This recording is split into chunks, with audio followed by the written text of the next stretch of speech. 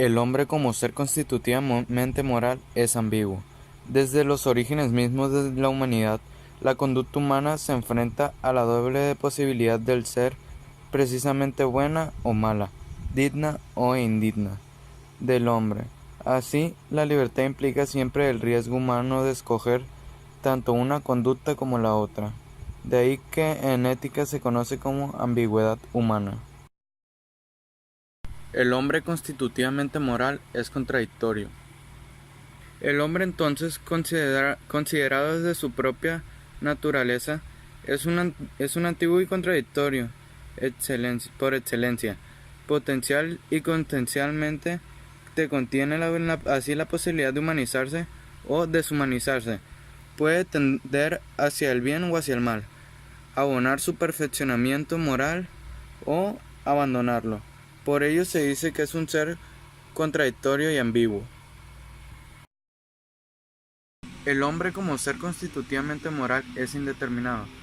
Es indeterminado porque no está hecho de una vez y, y para siempre, sino que consiste en un trayecto que se traduce en el esfuerzo permanente por llegar a ser el más humano, pero este proceso del hombre sigue dos caminos, que es el ambiguo y el contradictorio. El hombre de acción es una persona que puede y se toma medidas con rapidez, decisiones con vivacidad, sabe ordenar, dirigir con agilidad.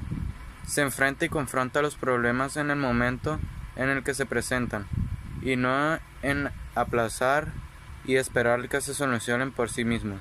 El hombre en acción no es una persona que actúe alocada y reflexivamente, sino que reflexiona, consulta, pero no se queda ahí, porque sabe el tiempo es hora.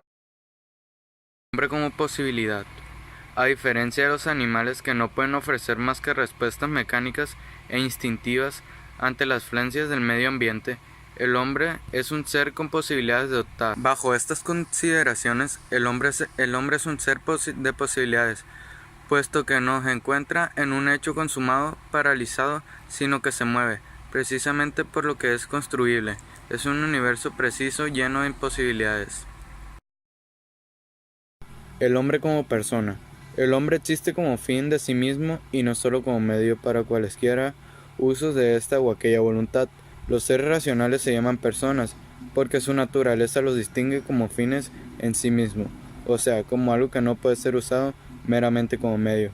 Trata a la humanidad tanto a tu persona como con la que cualquier otro a la humanidad, tanto en tu persona como en cualquier otro, siempre al mismo tiempo como un fin y nunca solamente como un medio. El hombre como sujeto del deseo. El hombre es sujeto del deseo por muchas cosas. Bajo esta concepción ético-ontológica, el deseo se concibe como ser relativamente a las posibilidades que tienen de actuar, las cuales se cifran en el desear.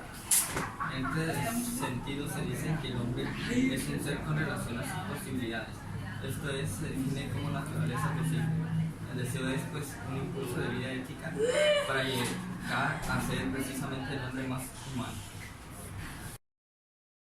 Querer como posibilidad. Este tema llamado el querer como posibilidad es un tema que fue comentado por el filósofo llamado Saavedra. Es un tema de sumo interés por el cual se aborda un poco de información en la cual se expresan ideas, pensamientos sobre este tema. Esto se llama ensayo, donde se cuentan con conocimientos previos de lo hablado, el cual al desarrollarse un poco más de mi punto de vista o crítica y mi perspectiva en la cual se me enfocaré de acuerdo a este tema.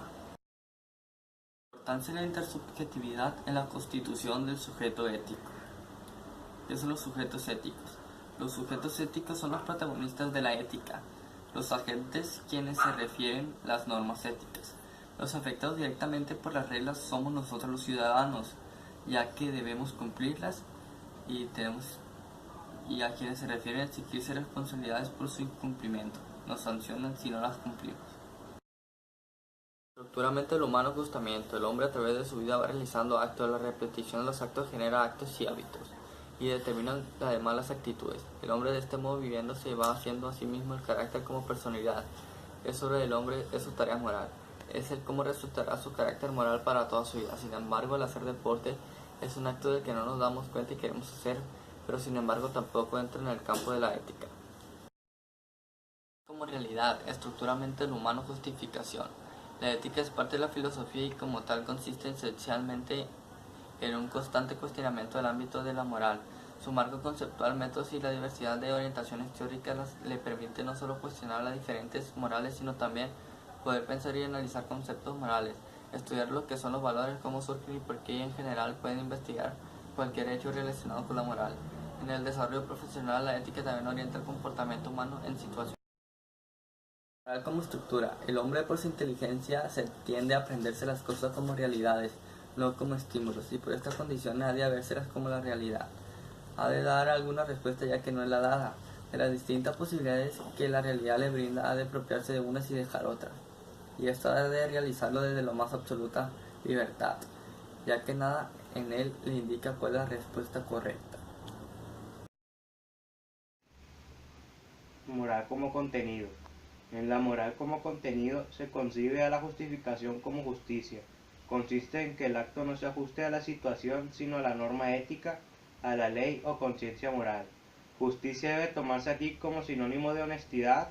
En la moral como contenido somos nosotros quienes nos la apropiamos, siendo esto último posible a partir del uso de nuestra auténtica libertad.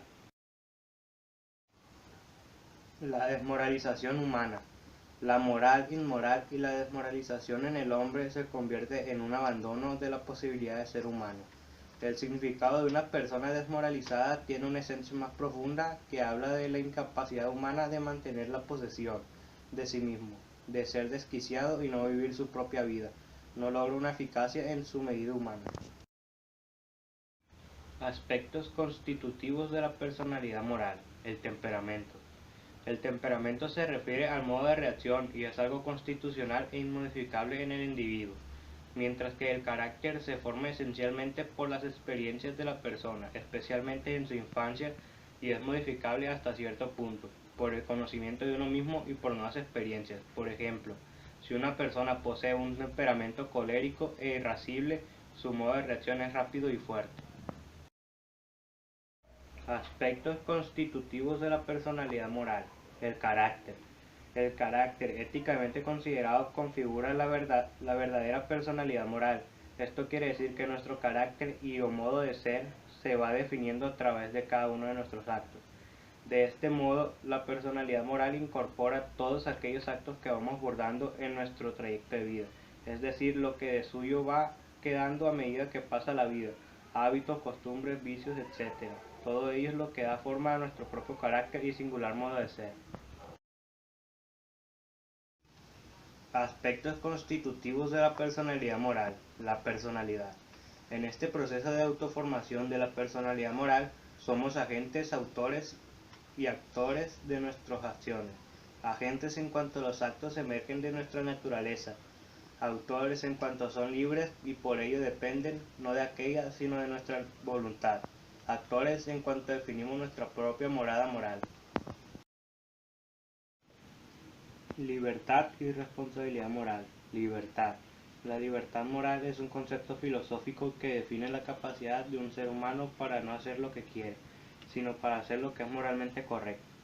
No es la ausencia de una capacidad para restringir las acciones personales, sino la capacidad para pegarse a lo que es moralmente correcto para cada hombre.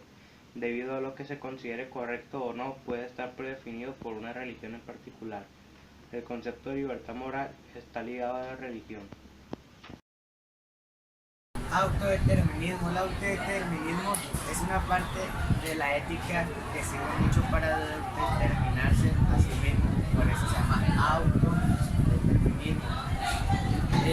Si en muchos casos el hombre solo resistir hasta donde pueda, es continuo de la individualidad, en lo que está sin ruega con los artículos de creer en libre. El determinismo es una doctrina filosófica que sostiene todos los acontecimientos físicos, incluyendo pensamientos, acciones humanas, que está casualmente determinado por la irrompible cadena de causa, consecuencia y por lo tanto, esta termina algún sentido en algún futuro. El indeterminismo. El indeterminismo es una doctrina fisiológica que según la cual los fenómenos no están determinados de una manera necesaria por las circunstancias o condiciones que se producen, y por lo siguientes los actos de voluntad son libres, ya que el determinismo, por ejemplo, un proceso casual lineal, esto por necesidad, sin un proceso no lineal es por azar, y por azar no es sin causa. El feminismo cultural ha sido una ideología dominante en las ciencias de los siglos durante casi un siglo. Son postulados que desafían la existencia de una naturaleza humana, niegan la existencia de principios éticos y universales que incluyen a cualquier pretensión de establecer patrones y conductas a la de una especie. Elección. Hacer una elección consiste en un proceso mental de jugar con los méritos de múltiples opciones o seleccionar a una entre más. Mientras una elección puede hacerse opcional e imaginaria de pensar así, normalmente se hace entre dos opciones reales y seguidas correspondientes de acción. Por ejemplo, la ruta de un trabajo se elige sobre la basación perfecta para llegar a un destino pronto como sea posible, y se planean dos rutas y se elige la que mejor sea. Es la capacidad humana para decidir con libertad lo que se desea y lo que no. Una persona en un estado de hipnosis se le puede manipular en contra de su voluntad. Desea la intención, cosa, quiere que todo se haga según su voluntad. No tiene voluntad de ofenderlos, se presenta ahí por su propia voluntad. La voluntad es de la actitud de decir y ordenar la propia conducta, propiedad que se expresa de forma consistente en el ser humano y otros animales para realizar algo. Libertad y responsabilidad moral. Destino. Se conoce como destino la fuerza sobrenatural que actúa sobre los seres humanos y los sucesos que están enfrente a lo largo de su vida. El destino sería una sucesión inevitable de acontecimientos la que ninguna persona puede escapar. Libertad y responsabilidad moral. Destinación. Es una palabra que alude como la acción y resultado, destinar o destinarse, enseñar una cosa para alguna finalidad o efecto. Asignar el cargo, dignidad o sitio en que una persona debe servir. Casualidad de manera favorable o adversa de una supuesta manera de acontecer un hecho de alguien o de alguien llamado destino. Ya. Libertad y responsabilidad moral. Costumbre. Las costumbres son normas que crean una sociedad por su continuidad y que dan un hecho jurídico palpable y tiene como las leyes consecuencias cuando son violadas. El profesional no solamente debe registrarse como su código ética propio, sino que debe irse hacia un marco de costumbres, entendido que no todo lo que se viola está escrito, ni todo lo que la sociedad repudia lo contiene las leyes. Ya. Libertad y responsabilidad moral. Hábito. Es la forma común de actuar, adquirida por la repetición cotidiana.